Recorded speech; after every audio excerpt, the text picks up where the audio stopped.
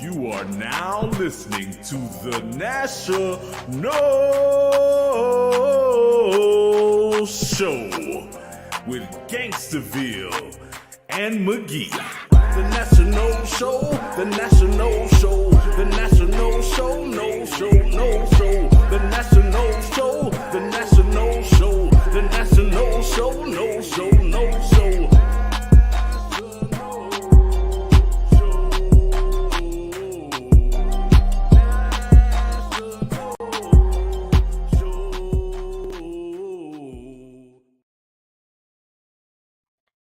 All right, No Nation. This is the National Show with Gangsterville and McGee. And if you're watching us from YouTube, make sure you subscribe to our YouTube channel at National. That's at NATIONOLE.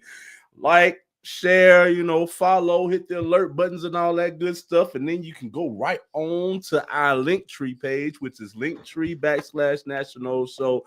NATIONOLESHOW has our IGX and all of our, social link stuff. Or you can go directly to the source with national.com. That's NATIONOLE.com, and that will have the latest show. The show that's going live right now is on there, and you can scribble and scrabble and scroll on down and get you some of that nice product that we got for sale for you. Dude, since there was a Gangsterville hoodie added to keep it all, balanced, there is now a McGee tee. Yes, sir. Yes, sir. Check out the McGee tee. Look at the McGee tee. I'm a grown-ass man, right? I don't need my face or name on anybody or on anybody's clothes. So all it is the M from the old DJ Maniac McGee logo, or the old McGee logo. Little. You won't even know. Honestly, most people won't even know it's a letter. Like, it'll just look like a squiggle. It's super subtle, white on white, black on black type stuff. Word. Heck, Yep. For old people. Yeah. I don't need some big logos and shit on my, right? For old people. Word. Yeah, man. How are you? I'm good, man. Got a little cold this weekend. Actually, the sickness really started on Saturday on the football field, but let's not even get into that right now. But I'm feeling a lot better now, man. No, we should probably get into it. I'm glad you're feeling better. But we do this show to get into it. Like, that's what we do. And so we're gonna have to talk about it. What's worse is also the Bucs loss. Yeah. I hate it's happened. I hate when two teams lose the same weekend. Yeah, but we got to get into it. We needed that win. We wanted that win for bowl eligibility. We're gonna have to get one this weekend. Now, I knew I didn't like it. We have a horrible track record in Friday night games, road games, and NC State. NC State's had our number in Raleigh for some time.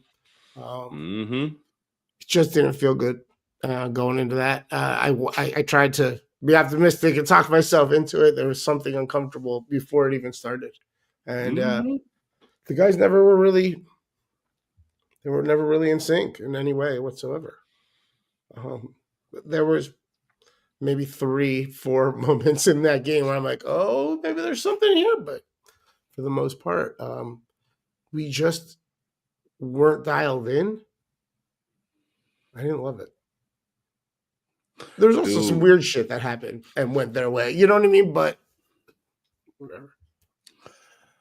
All I gotta say is, I know they put out the news about us retaining Mike Norvell, which we'd already talked about and stuff or whatever. But our special teams that game made me fucking irate, bro. Like, I lost it. I threw stuff. I broke stuff.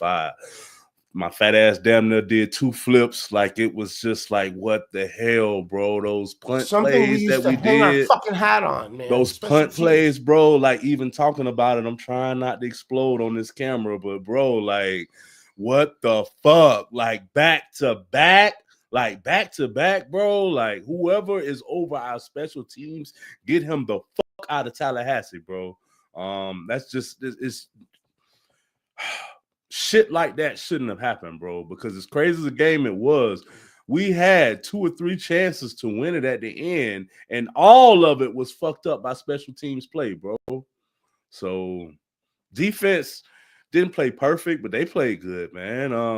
For Tony White, he has some struggles this year or whatever, but I can account that to being the first year, first bunch of new players and stuff. I still don't like the fact that we don't blitz nearly enough that we have to or whatever, but it's efficient. It's getting the job done and it's putting us in a position to win. Because even after all of those fumbles on punts and stuff, our offense still, our defense still put our offense was going to put our offense in position to play, but the special teams fucked it up every time. It's crazy. Yeah.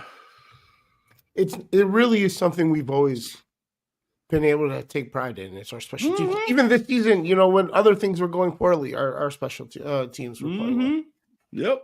Yep. And it's really put us in a spot. Now we got to go to hostile territory and get a win just to get a bowl game. I mean, it's gonna be crazy. But we'll talk about that game later. But, I understand the situation we're in. We're making the right decision by keeping him, even if it's not the popular decision or it's a business decision. Yeah, and now when we talk about it, man, this is business more than ever. We sort of fired all our bullets, man. We spent a lot of money on Norvell, and then we spent a lot of money on changing over all the coordinators. I mean, we can't do the buyout right now, and we can't then go shopping on top of that, So it's a bad spot. Just a bad spot. If this was, well, I guess we didn't do it last year even.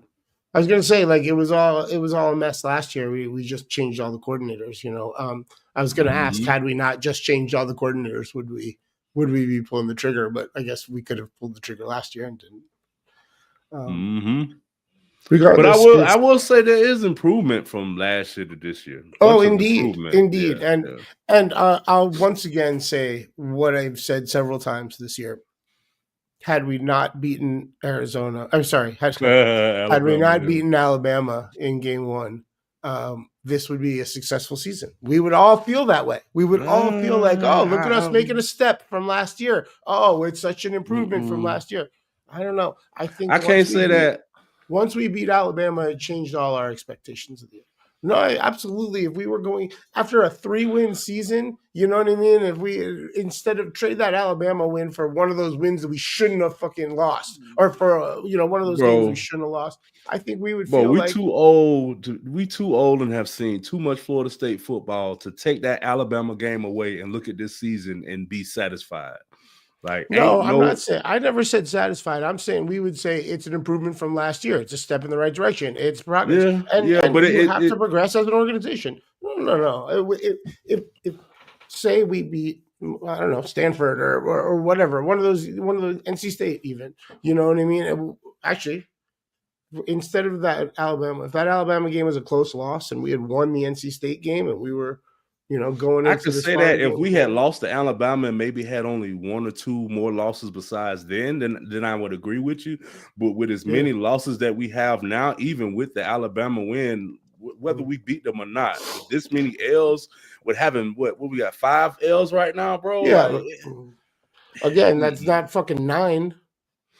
Yeah, but it's still not standard even I'm not saying, bro. Again, I'm not saying it's standard or it's acceptable or any of that. I'm just saying it's a step improved from last year. But we're not going to have that attitude when after beating Alabama, all of a sudden we were like, oh shit, we might get our asses up in the fucking playoffs. Like, that's a whole different, it just changed. It moved the post, Yeah, I agree with you. It did move the post.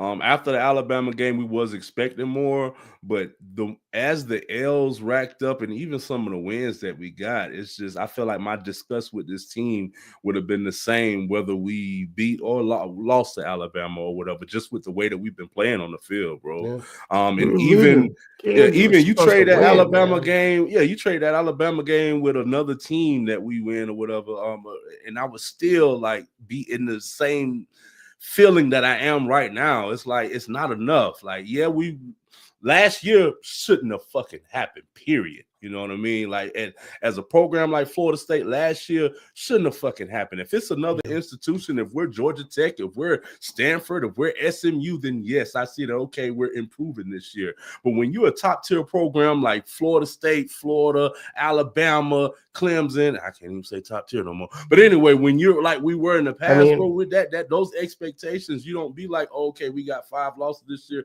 Cool. You know what I mean? Like, I feel like people aren't talking about us on the top tier. You and I are. Yeah. Nobody else. You're right. But I'm gonna say this, and I'm gonna leave it out. All of the former players, everything are saying the same thing. There's a standard at Florida State, and it has not been met under Norvell. There's no argument there. I mean, nobody can disagree. Yeah, I'm just frustrated.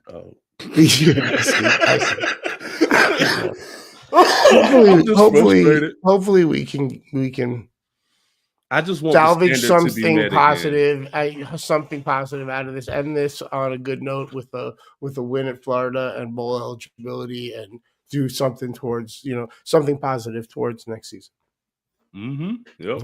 We'll talk about that game. We got a whole lot to talk about in the meanwhile. So let's talk about a few other games from last week. There's only a couple others of ranked, matchups of ranked teams that we discussed on the pod last week.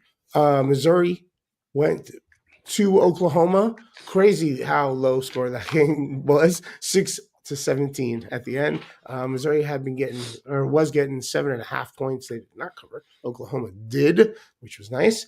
So that worked out for me.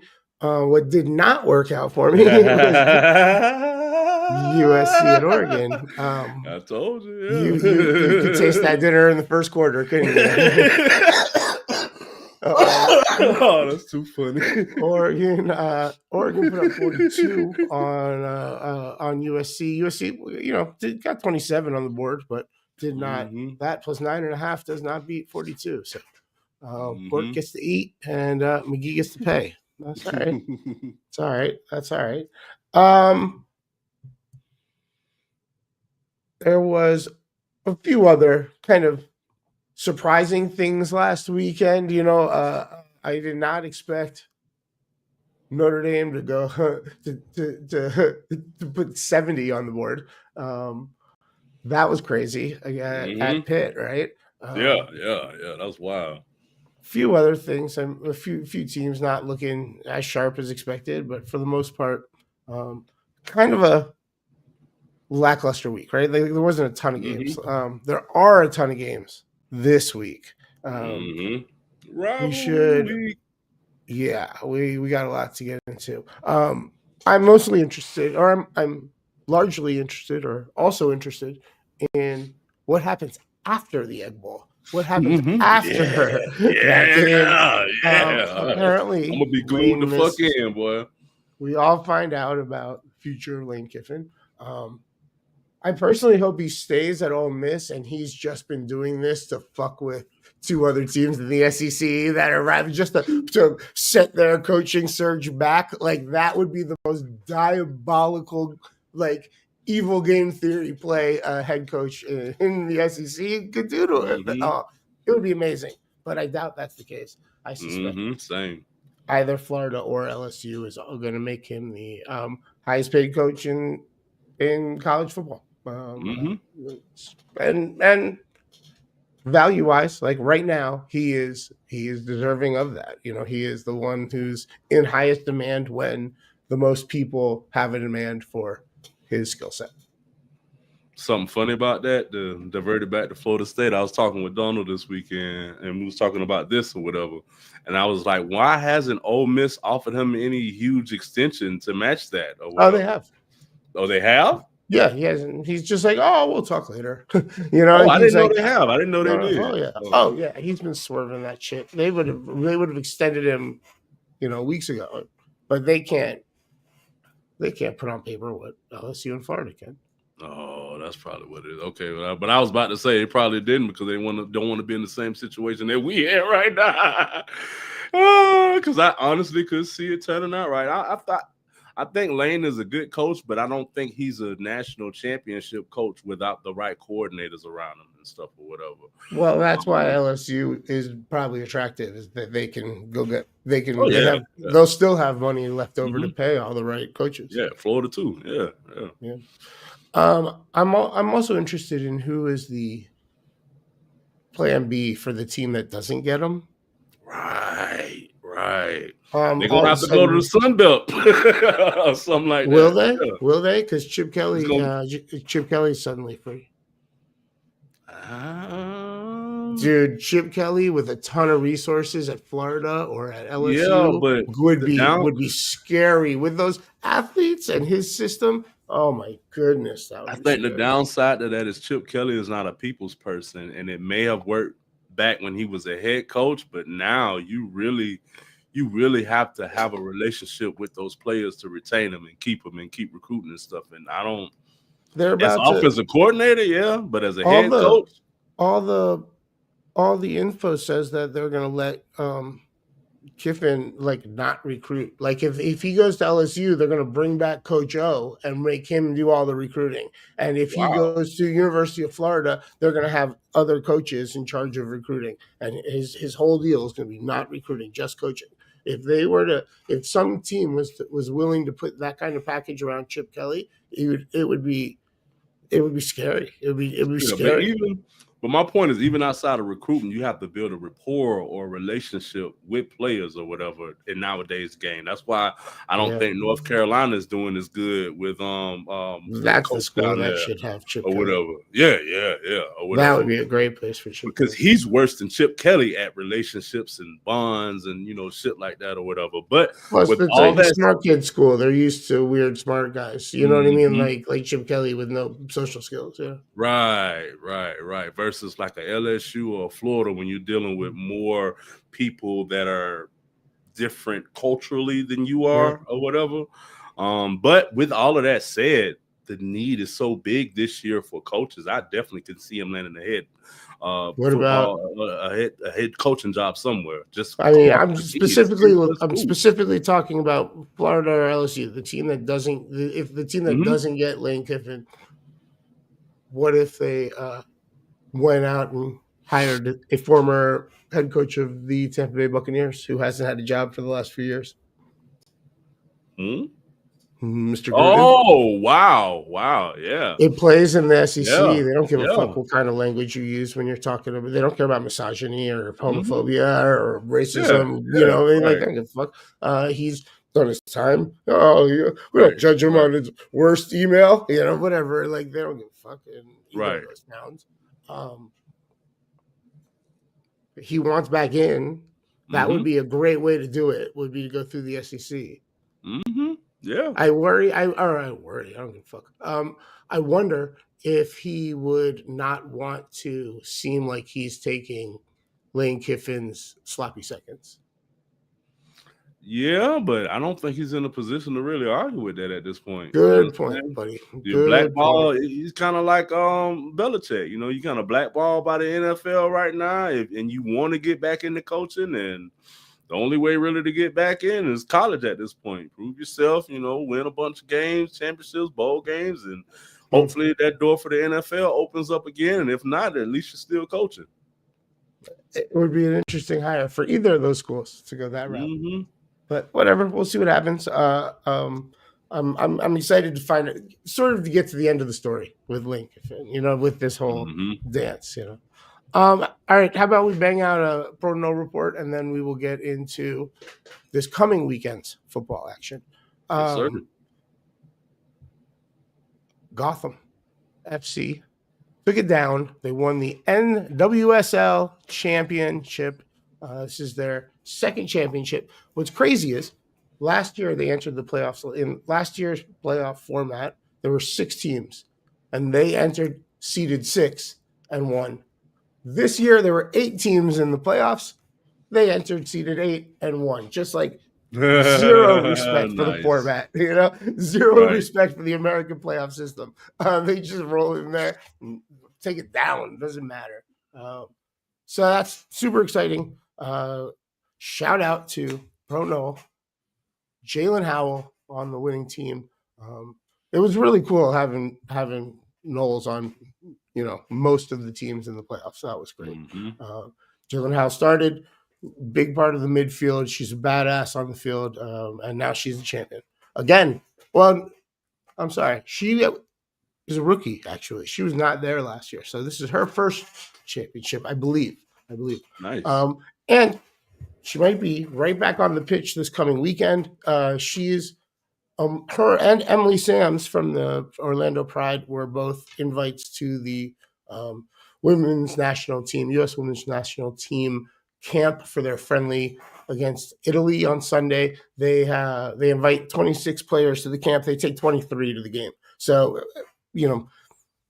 unless she's tired after the championship a week ago, I imagine she might be on that 23 player roster. So shout out, man. That's fucking awesome. Nice.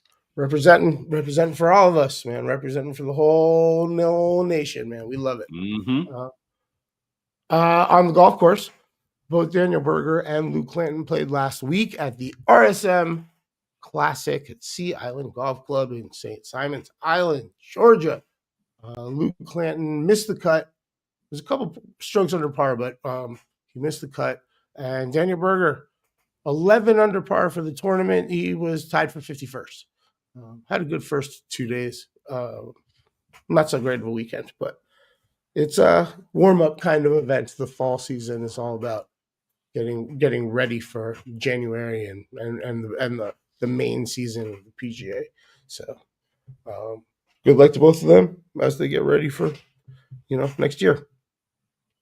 How about a little NBA? Our guy Jamir Watkins played a few minutes last weekend, just a few minutes. 5 minutes and he got 5 points in 9 minutes on Friday, and a loss to Toronto. We'll talk about Toronto in a minute. And he got like 3 minutes last night with no stats. I mean, nothing. But it was in a win versus Atlanta. A win for the Washington Wizards. It's crazy. They are 2-15 on the season, and they are tied with the Indiana Pacers for last in the East and last in the NBA, bottom of the charts. Not a good year for Washington right now. I imagine we're going to start seeing Jamir Watkins get some minutes and get out there and get running as this. It doesn't seem like Washington's going anywhere. They might as well see what they got. Hope to. Brooklyn Nets, not much better. They are 3-14. They're 13th in the East. They did get a win Friday night at Boston, and then they got 2 losses at Toronto and versus New York over the last few. And our guy Terrence Mann, his points are down. He went 6-3-6. He got a smattering of other stats over the weekend, but excuse me. The Nets are just a mess, man. Just a mess. Just tanking. Yeah, and that's the same with the Wiz. You know what I mean? They're both in that same boat. The Bulls had that crazy hot start. Now they're down to 9th in the East. They're 9-8. Ooh. 9-8. Crazy, kind of a crazy weekend for the Bulls. They gave up 143 points in a loss versus Miami. And then they gave up that game Tyler Hero went off. And then they gave up 143 points in a loss at New Orleans. They gave up 143 exactly in back-to-back games. Kind of crazy. Patrick Williams fouled out on Friday in that game against the Heat. But he had 8 points, a rebound, 2 assists, a block, and a steal. And then Monday, 6 points, 4 rebounds, 2 assists. He's playing really well. He's a big part of what the Bulls are doing. He's contributing as within the system they're operating. And a role player. Yeah, it's nice to see him getting minutes. It's nice to see him out there, and it's proof that he could contribute to any team in the NBA. I think he would be. I love to see him. Yeah, I was going to say he would either be starter or 6-man. I think on every roster in the NBA. Like I can't think of a roster that he would get buried on the bench. Even the very best rosters, I feel like he would still be the 6-man. He's really a great basketball player. The Magic Magic. They actually had decent run. They're up to 10. They're up to 10-8, 8th in the East. They started really poorly, kind of behind the 8 ball. Jonathan Isaac is listed as out due to back spasms. Last night he was listed as out. Last night he started feeling them during the warm up, like he was out there warming up when he started feeling the pain. But that was after him dropping 9.7 rebounds and 2 blocks in 16 minutes in a win versus the Clippers on Thursday. And then 6.7 rebounds in 16 minutes in a win on Saturday. And then only a rebound and a block in 5 minutes on Sunday. They've had a busy few days, and he is coming off of a string of injuries. I get it. Too much, yeah. Yeah, I get it. If you're, if they probably pulled the trigger quickly last night, even, out of an abundance of caution, and that's fine. That's what they're supposed to do. These NBA teams, you want to keep him in rhythm, but you don't want to overwork him to overstress that back, especially the back issues, man. Yeah. Exactly, bro. Exactly. Now that you're catching up to me in age, right? You know what I'm talking about. Suddenly you're recording. I felt that one, man. I felt that one. As soon as you said he had back issues, I'm like, ooh. Ooh, yeah. No, I get it. Easy, buddy. Easy. You want to stretch it out, all right? Right. Spit it out. Yeah, dude. It's been a tough go of it for him, but I mean, all these basketball teams have so much money and resources invested in these players. Like, it makes sense to make sure they're back to 100 before you're running them back out there. So hopefully he's back better. His back is back better soon. Right. Scottie Barnes. I knew you were waiting for him. Scottie, my man. The Toronto Raptors continue to fucking roll. They're now at 8 straight wins. They got 3 more wins over the weekend. They're second in the East, 13-5, only because the Pistons only have 2 losses on the season and are going crazy. Toronto not in first, but 8 straight wins, 13-5. Friday night versus DC, versus the Wizards. Scottie Barnes had 23 points, 5 rebounds, 2 assists, and 3 steals. Sunday night versus Brooklyn, 17 points, 7 rebounds, 4 assists, 4 blocks, 2 steals. And then Monday, 18 points and 11 rebounds plus 6 assists and a steal. Just doing everything. We talk about it every week. It's a perfect example of the Coach Hamilton, Florida State Seminole basketball player. And it's awesome to watch in the NBA. So shout out to our guy, Scottie Barnes. And then over to the Western Conference, Devin Vassell. It's Spurs dealing with a little bit of chaos with Wemby's out, and I mean Castle's out, and now Harper was already out. Like, they've got it's Spurs are getting tested early on the health side of things. We'll see if they can keep it together later in the season and see how that roster holds up. But Vassell. My only questions with Wemby, man. He's so tall. Those tall players, that health. Like, I think of Yao Ming and everybody that's taller than Shaq just always has issues with longevity in the NBA, man. Great player though. Great. Yeah. Incredible. If we can get 7 great years out of him, it would be amazing. I just want to watch it. I just want to watch him healthy in the playoffs, making a run, a couple times. Yeah, man, it's tough when you're that long. It's so much work the joints have to do, and then you add the running and the jumping and the running and the jumping and the running and the jumping and the running and the jumping, and those repeated things, it makes it even harder. So I get it. But with Wemby out, Vassell, they got a win on Thursday at home against the Hawks. He had 15 points, 5 rebounds, 3 assists, a block and a steal, and then they did lose at Phoenix. I believe that was Sunday. Maybe it was Saturday. But it said Sunday. 17 points, 4 rebounds, 2 assists, 2 blocks, 1 steal. Well, also, just like Scottie Barnes. I mean, just cut from the same cloth, coached by the same guy, same absolute, go do everything on that court attitude. It's really cool to watch. They hit every single stat box every game. It's what you want in a player. It's great. So I think Wemby's out 2 weeks. I mean, hopefully he's back out on that court and Spurs are back at it ASAP. Crazy NFL weekend. The Commanders and Chargers were both on a bye, so Eddie Goldman and Derwin James got to chill and relax. Hopefully they didn't throw a party and have other people's over for the NC State game Friday night because they would not have enjoyed it. Let's go worst to best. How about the Jets? They are 2-9 on the season. They lost to Baltimore, 10-23 at Baltimore. Probably could have had even more points if they wanted. It really felt like they were playing around. You know what I mean? And it's not a good thing. You don't want to see if you're a fan of a team, you don't want to see them playing down to the talent level on the other side. The flip side is, as long as they get the W, that's what matters.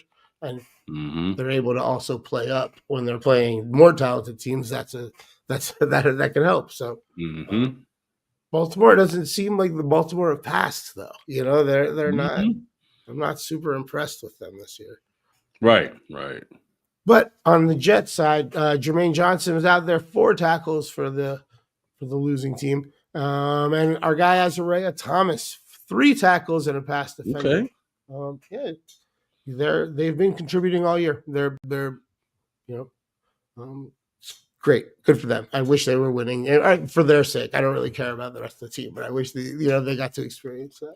I didn't think about it, but another good fact of having Azariah on the Jets is Aaron Glenn being the coach, because Aaron Glenn was a shutdown corner. So I know he's benefiting like a motherfucker off of that. Yeah, soaking up game. The other team in New York, the Giants, also have a couple pro noles. Graham Gano's, the kicker Graham Gano's on IR.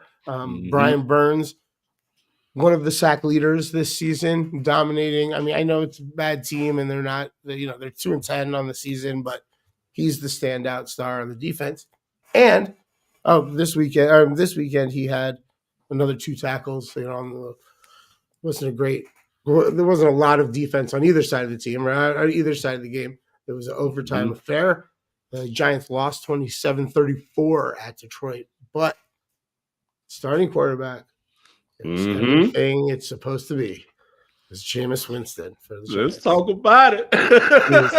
18 for 36, right? 36 in passing attempts, 18 completions, but 366 total yards in passing. He threw for 2 touchdowns and 1 interception. That's what he's supposed to do, right? That's what you're expecting. He's a gunslinger, so yeah. Right. But he also got his hands on the ball. That play was amazing. Awesome. That play was freaking amazing, man. Oh man. It was great. Oh man, it was amazing, bro. It was amazing. I did hear on that play. Yeah. Oh man. All right, now I will say, if he was a white quarterback, I wouldn't have heard what I heard.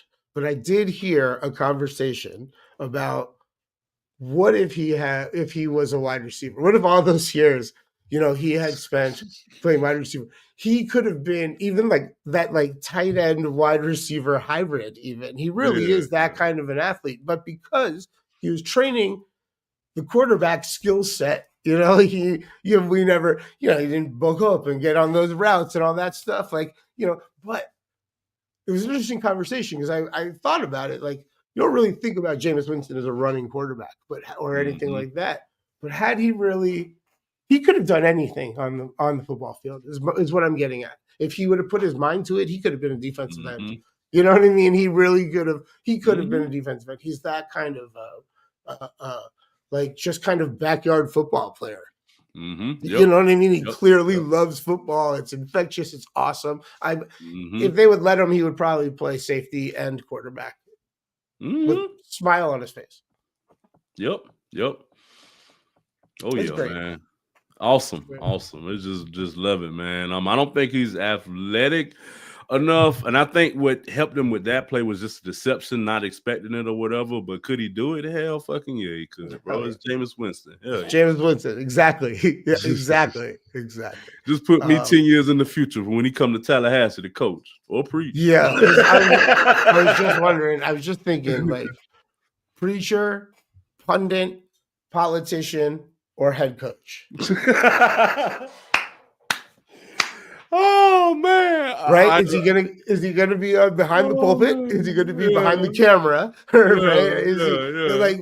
What's he gonna do? Like, is he gonna be on a headset? Is he what's the route? But whatever he wants to do, whatever he does, we are all fucking in, man. Yeah, I don't. If he's commentating, he could be the next John Madden, the no, next Bobby Bowden, or whatever, bro. We got a lion's share of this media enterprise, and we can have his show rolled out for next season. Everything immediately. If he wants to come be a part of the national network, he can have the big chunk. Baby brother let's go anyway. So yeah, let's do it. Jameis Winston. We will do all the media, all the shows you want to do, everything. A travel show, a reality show, anything scripted you want to do, a daily podcast. Everything. We will make it all happen if you want to come be a partner in National Enterprises Inc. LLC Corp. All of it. Whatever we got to do to make it happen. Let's go. Oh yeah. That would be. That's the golden child. Whatever he touches, just gold. I'm so interested in the next chapter. I'm so interested. We talk about it all the time, but it's going to be amazing. All right, let's keep rolling. We still got a lot to talk about. Arizona Cardinals, they lost in overtime to Jacksonville. Somehow Jacksonville has a whole bunch of wins. We'll talk about them in a second. Yeah, but Arizona's 3-8 on the season. Our guy Trey Benson is still on the IR, but maybe returning soon. And Josh Sweat, he had a couple tackles. He's out there doing his thing. Derek Nandi out there a little bit. You got a tackle for the Chiefs, a tackle in their 23-20 win versus Indy. Mario Edwards got a tackle and half a sack in the Texans win. I think that was Thursday night versus Buffalo. Both the Texans and the Chiefs are 6-5 on the season. Chiefs surprisingly so. Definitely surprisingly so. Speaking of surprises, Texans winning that Buffalo game. The Bills being bad is surprising. We'll talk about them in a second too. Steelers. The Steelers. They took an L this weekend. 28 points was not enough because the Chicago Bears, who are looking very good with their new head coach, 31-28, the Bears won. But Jalen Ramsey, 9 tackles on the day. Just a huge part of that defense. And it's sort of like the right home for him. Right. It works. Him in black and gold, like it really does work. Really does work. So the Panthers, Ryan Fitzpatrick, their kicker, they lost 9-20 to the San Francisco 49ers. At the 49ers been cooking. Yeah, I mean that's what Shanahan does, right? He gets guys healthy and then they cook, and then he cooks. He puts them all in the right places, and they perform. Interesting score, that 20-9, right? You would think that means Ryan Fitzpatrick would have had 3 field goals. He did not. He missed one from 57. He had 1 field goal. They missed a 2-point conversion also. But it's crazy that the NFL is just letting these kickers 57, 62, 65?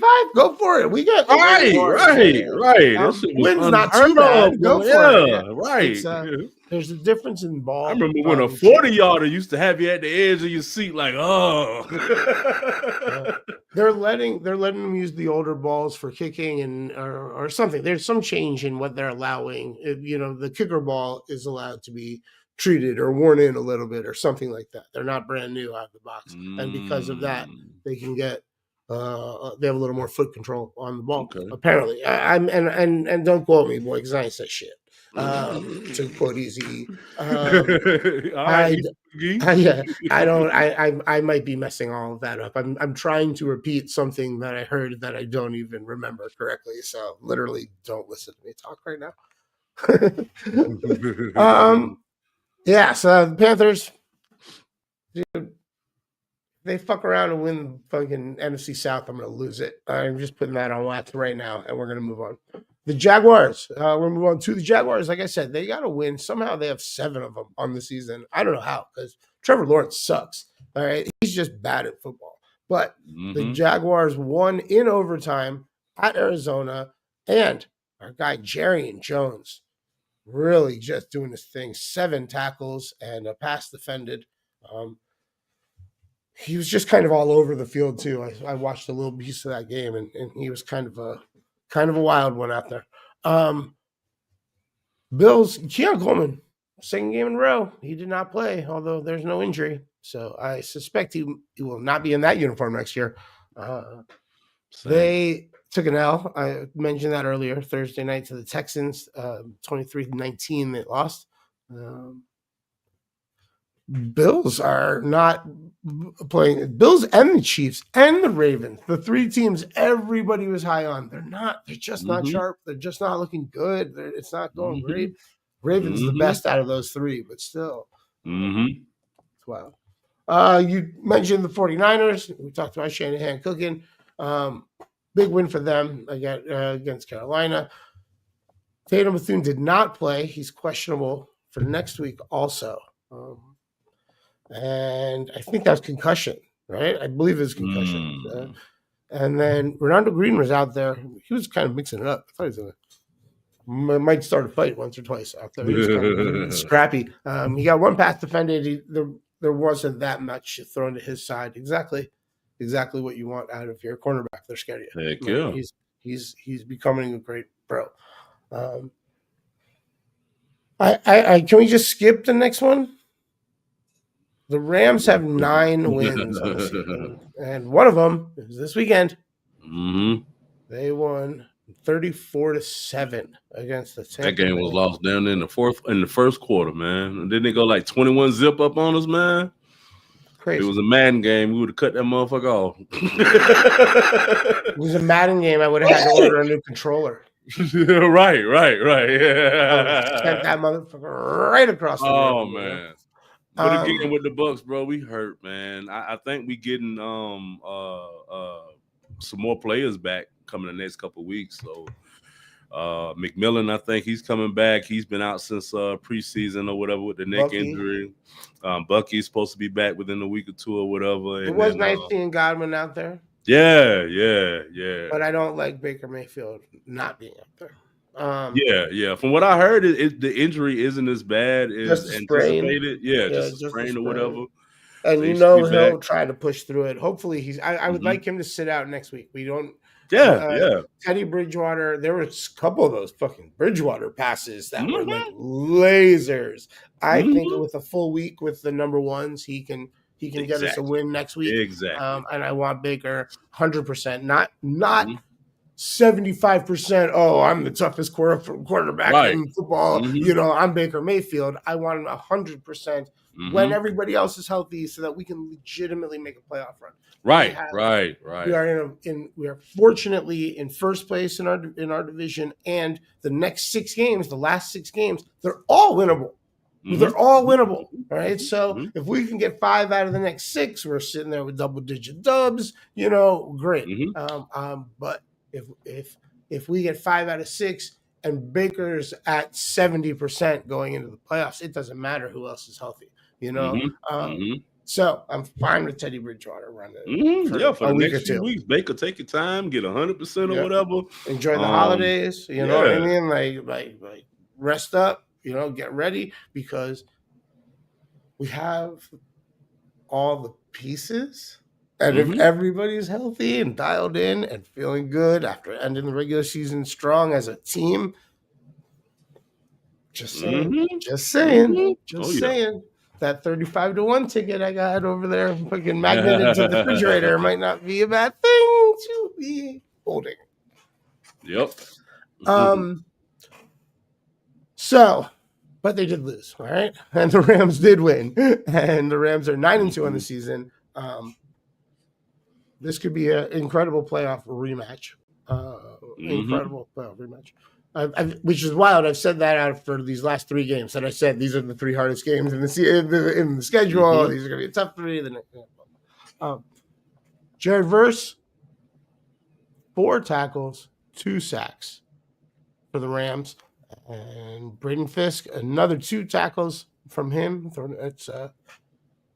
It's wild that the Rams and the 49ers got these 2 Knowles on their defense playing well together. You know, the Jets are trying to do it too. I like it. I think more NFL teams should just stockpile Florida State some Knowles. Heck yeah. I think they was honoring Aaron Donald that game as well. Yeah, he was definitely there, and he looks like he could just sign a beast, sign a contract and just play third downs and contribute for the rest of the year in the playoff run. Lastly, the Patriots, Joshua Farmer, the Patriots 10-2, man, another win. They won 26-20 at Cincinnati. They're the only team in the league with double-digit victories right now. Joshua Farmer is off the injury report, but they still did not play him, presumably out of caution. It's they have a lot of wins, and so they can they have the luxury of doing that. It's an ankle, I think, or something below the knee. I think it was an ankle issue. So there it is. That right there. That was the Pro No Report for Wednesday, November 26, 2025, presented by National.com. Yes, sir. Yeah, man. So, Bucks got to turn it around. Bucks got to get back in the winning ways this week. But I think Teddy Bridgewater's just the man to do it for us. All we need is a playoff ticket. That's it. We got in the conference, get a playoff ticket. We in get healthy. Win the division. Yeah, division. The conference would be wild. That's what we want. Because if we win the conference, win the Super Bowl. Let's talk about this coming weekend.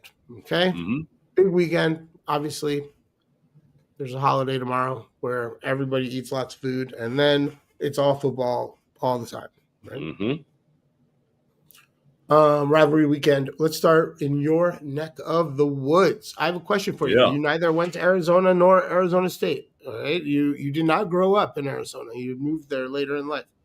Is it palpable? Like, can you tell it's Arizona State week? And this is probably the first time they're both ranked at the same time for this matchup in years.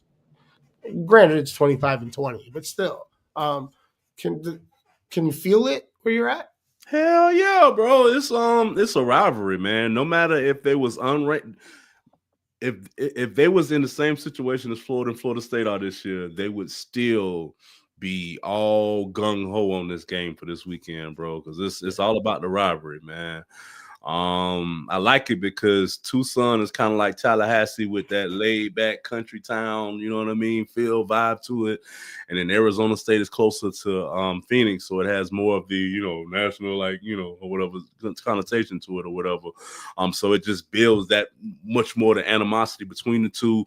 But yeah, people in Tucson, they are fucking gung-ho about U of A, man. They are stoked, they're ready. The quarterback that they got, I love the guy. He's kind of short, but he's something that he said before the season started. He was like, I got to do better because I don't want to see my coaches fail or get fired because I'm not performing well. And when he said that shit, he just won my heart over, bro. So I've been watching him all year long just off of that quote and off of that being a hometown team or whatever. So yeah, this is gonna be a good game, bro. Good game. Great. Arizona State's plus 1.5. I don't exactly have a read on it. It's tough to pick rivalry games, and so often on a lot of these games, I'm like, ooh, I don't know. This is weird. I'll walk on, I just won't bet, because it's weird things happen around the game. Yeah. These games and also like the games where the big team in the state is playing like the littler team in the state, and those guys didn't get the contract or the scholarship offer that the other guys on their high school teammates got, and those are always crazy, tough games to bet, crazy outcomes. And this is, they're kind of the same thing. All those in-state matchups are always tough. Yep. There's just familiarity. That's really what it is. You're going to see that throughout the weekend because over in Tennessee, Vandy is at Tennessee. Another in-state rivalry. Vandy better than they have been in, the last 2 years have been just crazy compared, to the last whatever decades and decades. They're getting 3 at Tennessee. Tennessee plays great defense, and they're stronger at home, even though they're the 19 seed and Vanderbilt's the 14 seed. Tennessee has been sort of getting better the last few weeks. You've been seeing it even on the field where they've just been sharper. It's been largely because of their defense. Tough spot for Vanderbilt. I can't. This is one even with the in-stateness and the randomness that comes with that. I do have a pretty strong feel on this one, and I'd like Tennessee to cover that 3 at home. In fact, I think by kickoff it's going to be 4.5. So if the sooner you bet it, I bet the better. Definitely. Miami, number 12. That's gonna be a good one. Miami at number 22 Pitt, which means Pitt is still ranked after just getting destroyed last week, 70-7 by Notre Dame. Crazy, ain't it? Very strange to me. They are 7-point underdogs. They're getting 7 points at home. And actually in Arizona, you can get it if you like Miami, you can get it at -6.5. If you like Pitt, if you shop around, you can actually get it at +7.5. So whatever side you like, get that extra. Get that extra point by shopping around. And I used to say this on the Bet Your Ass show all the time. The fact is nowadays it's easy to shop around, right? It used to be really hard for a sports gambler.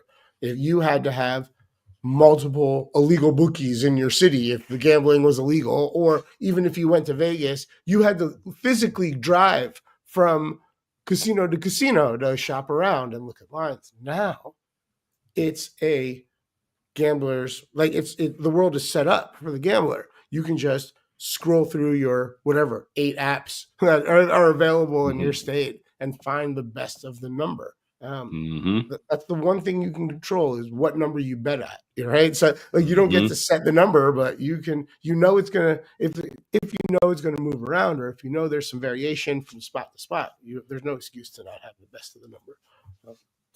Yep. Makes a difference, especially on future bets. But it's also, 1 point is a big difference, right? 7.5 versus 6.5, right? And just having that half, right, and not being on the 7, not having to risk the push. All that shit's crazy. Yep. So shop around, get the best of the number always, but especially on this game because there is variability across the books. Miami, I suspect they cover the 7, but that's kind of a big number, especially for a home game for Pitt. The thing is, the stakes are really high for Miami. Right? There's a chance that pressure building.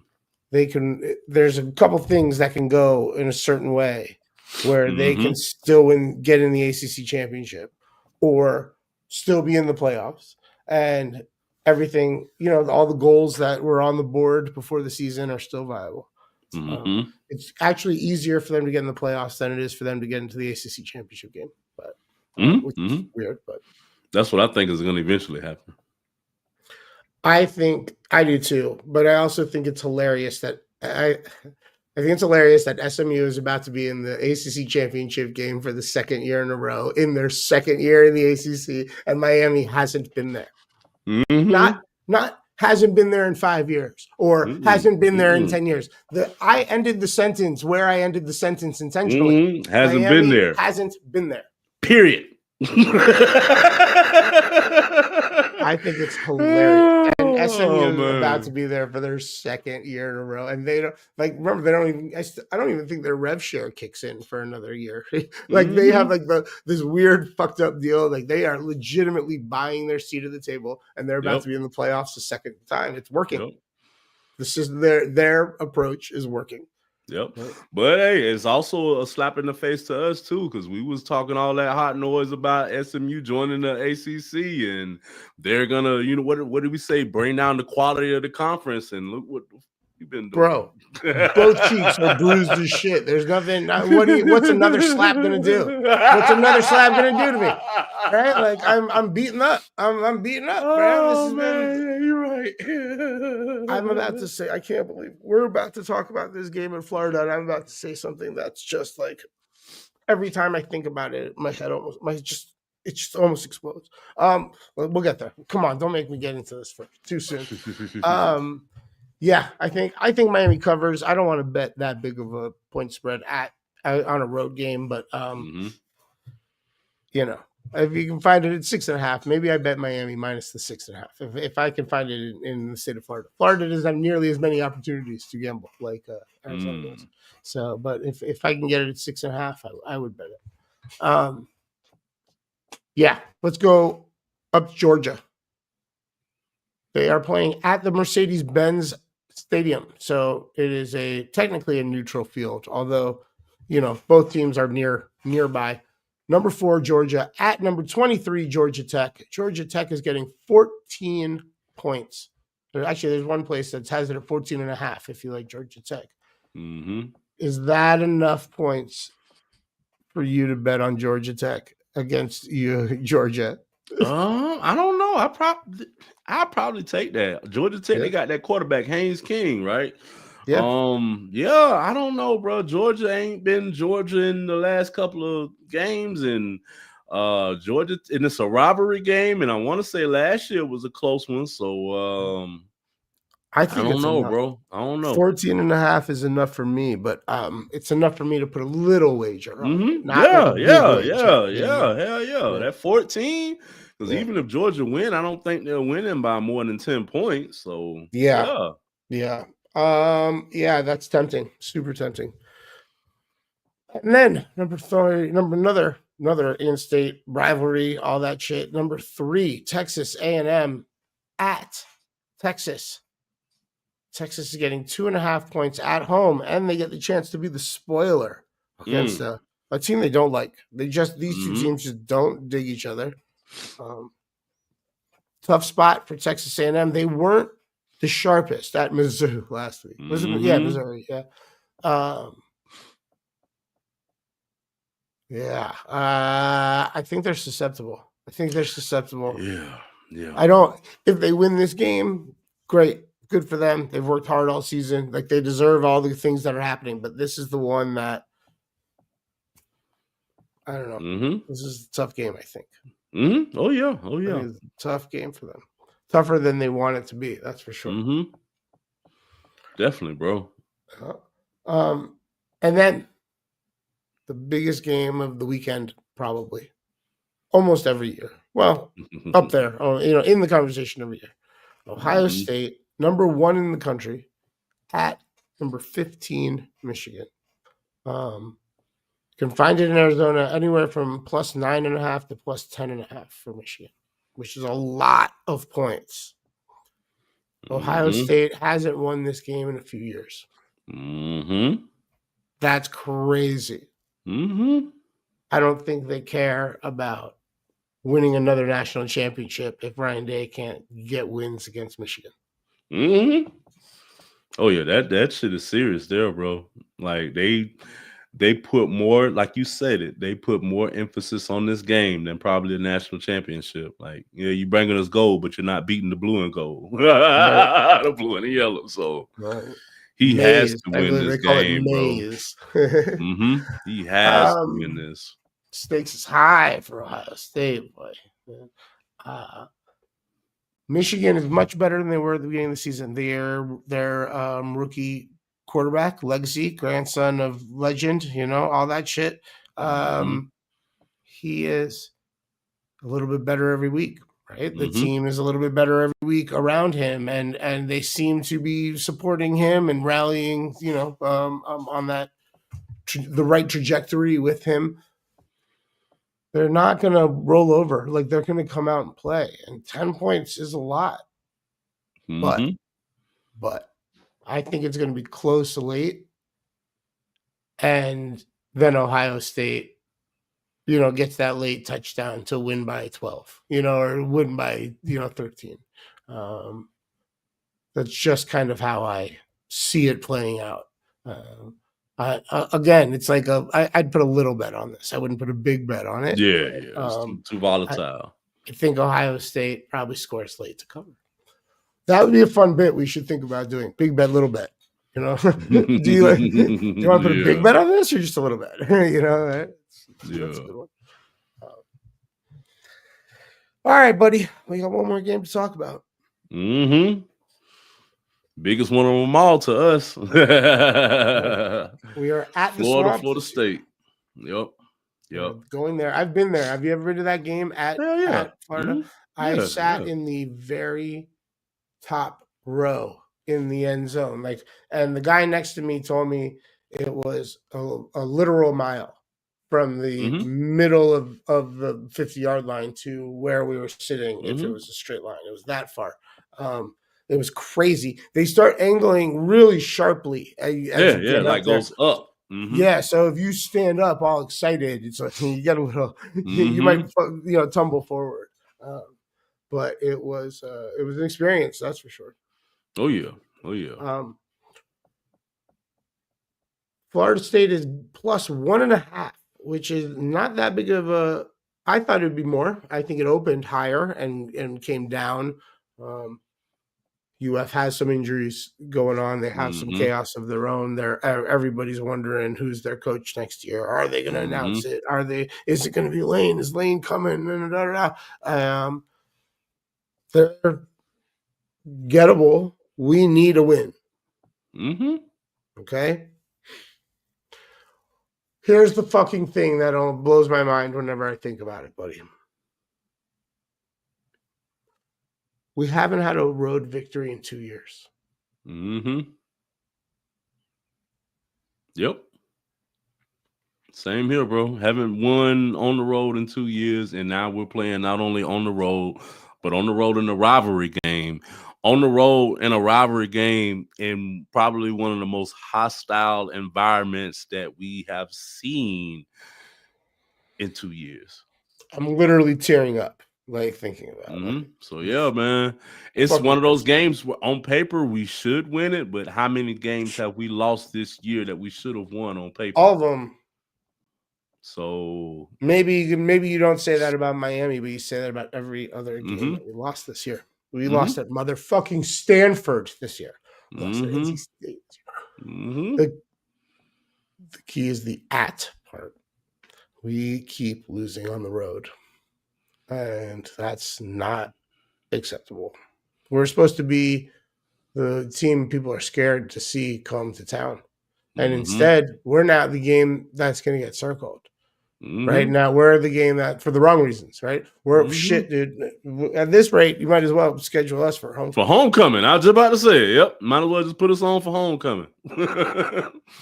That's the rate it's going. At the end of the day, I think it all boils down to fucking discipline. Can we be disciplined on offense, disciplined on defense, disciplined on special teams? Because every loss that we've gotten this year has come from undisciplined in one of those areas. We're either not wrapping up and not making tackles and not closing gaps, or we're not getting catches, not getting blocks, not putting the ball in the right spot, or we're just doing crazy shit on special teams, just freaking offsides, false starts, and just can we be disciplined? That's what it all boils down to, bro. If we can do that, we can win the game. If not, because hell, with the quarterback they got, we can guarantee to probably get 1 or 2 interceptions. I don't even know if he's going to be out there. He's been dealing with some injuries this year too. So he'll be out there. I think so. He'll give it a go, but if we can get at him, it's a tough place to play, man. It's a tough place to play in a normal year. And count, now both teams are in, chaos. Both teams are in disarray, right? Add that extra variable, and then the fact I don't know. It's just a bad spot for us. They're all bad spots for us right now. Yep.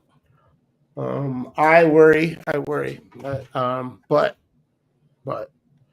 I am going to bet Florida State to win, and I'm not even going to take that 1.5. I don't care about a 1.5. I'm going to bet them on the money line. We have to win this game. We have to get to the bowl game for it all to be worth anything. Just to make the best of the fact that we've committed to Coach Norvell. Like we need this W. So agreed. That's it. All right, man. This could be the last time this season. That's the other thing, is if we lose this weekend, there is no bowl game. Like, this is the end of the season. This is our playoffs. Our playoffs are right now. Could be the last time. Yep. Coach Cortez, go get him, bro. So get him ready for the game. All right, y'all. It's a rivalry game. Could be the last game of the season. Could not be the last game of the season. Whether or not, it's up to you. So at the end of the day, guys, we need discipline. We need you guys to cut down on the penalties, cut down on the losses, cut down on the turnovers, and do the best that you can out there, man. We're fighting for more than just a game. We're fighting for pride. We're fighting for tradition. We're fighting for standards, man. What is our standard going forward? Is it what we've seen this season and last season, or are we going to get a glimpse of what the future has in store for us? You guys say you like Coach Norvell. Hell, we love Coach Norvell. You want him to stay, it has to start today or Saturday. Not today, but today for Saturday. It has to start. We have to go out there and practice and kick everything in to be ready to knock the door down Saturday. It's Florida. They're a crippling Gator, man. It's a Gator walking around with a cast, missing teeth, and half a tail. If we can't beat this, then what are we here for? What are we here for, guys? So go out Saturday and lay it all down. And please, if anything, play discipline. That's all I ask. Play discipline. Big game, buddy. Big game for the guys. We will be back on Monday morning, and we will have a review of the game. We will know if we are bowl eligible or not. We will know who's going to be playing in the ACC championship, and there's going to be other. It's a big week. There's a lot going on throughout college football, but it's hard to go beyond our little circle right now. There's kind of focused. Thank you all for watching the show. If you are on YouTube, please make sure you are subscribed and make sure you have the notifications hit so that you get notified whenever the show is going live. And if you prefer to listen to the show, it is available as a podcast via the Bet Your Ash Podcasting Network, BYAPN. Yappin'. You can find it at betyourash.com or on the Bet Your Ash feeds on Spotify, Apple Podcasts. Please check it out. If you like, if you'd rather just listen to the show while you're out doing errands and not watch, we get it. That's why we're enabling you. If you're on social media, so are we. You can find all our links on Linktree. It is /National Show, NATIONOLESHOW.